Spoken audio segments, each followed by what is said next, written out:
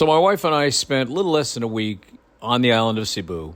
We had heard a lot about Cebu, and my wife has Filipino friends who are from Cebu and are very proud of living in Cebu and being from Cebu. So, of course, we wanted to go check it out. My wife had never been there before either. Now, I'll preface my comments by saying I have been in the Philippines off and on since 1984. My wife is from the Philippines. So, by no means does anything really surprise us in terms of visiting any of the many 7,000 islands here in the Philippines, Cebu being one of them. However, I will say that we were pretty surprised that given in 2024, the state of the conditions in the city itself. There were definitely some nice areas, but a lot of the infrastructure was crumbling, and some of it was being replaced, which is good, but we had to ask ourselves, really, what's going on here?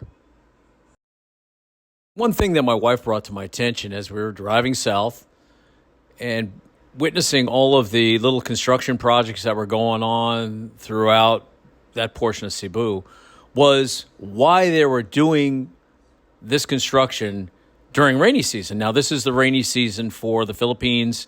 There was a lot of construction going on and a lot of roads being torn up, a lot of infrastructure being torn up. And, of course, things are slowly getting repaired, but they're getting fixed.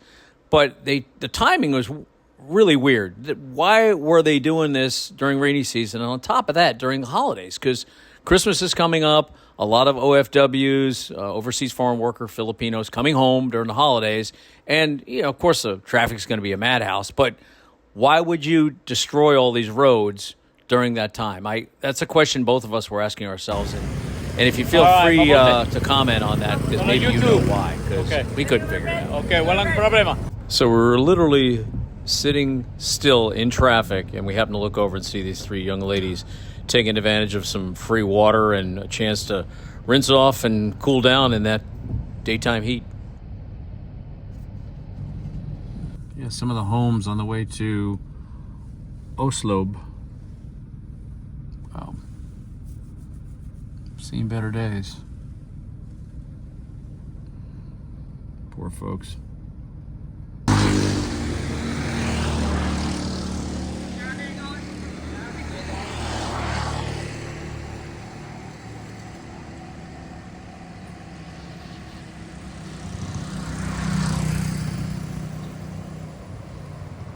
We took our time driving down, and that's what this video is. You'll see the shape of the roadways and kind of the living conditions that the folks there are having to deal with on a daily basis. And my heart goes out to the people of the Philippines. God knows they're trying, and they work so hard to try to make things better.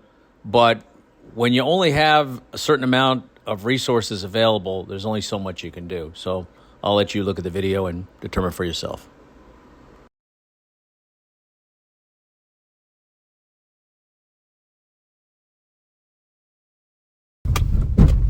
Yeah, just FYI, the roads are pretty rough down here. So this is the last few kilometers to get to the whale watching spot. And of course I had to rent a car.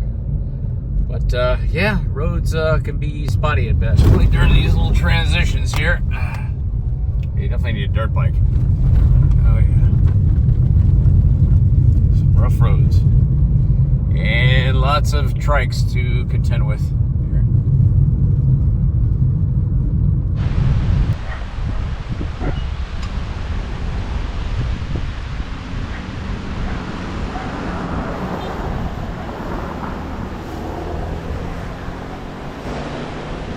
Well, that concludes this video, folks. Hope you enjoyed it. Hope it provided a little bit of information for you. And just a reminder that, hey, it's more fun in the Philippines. Bye for now.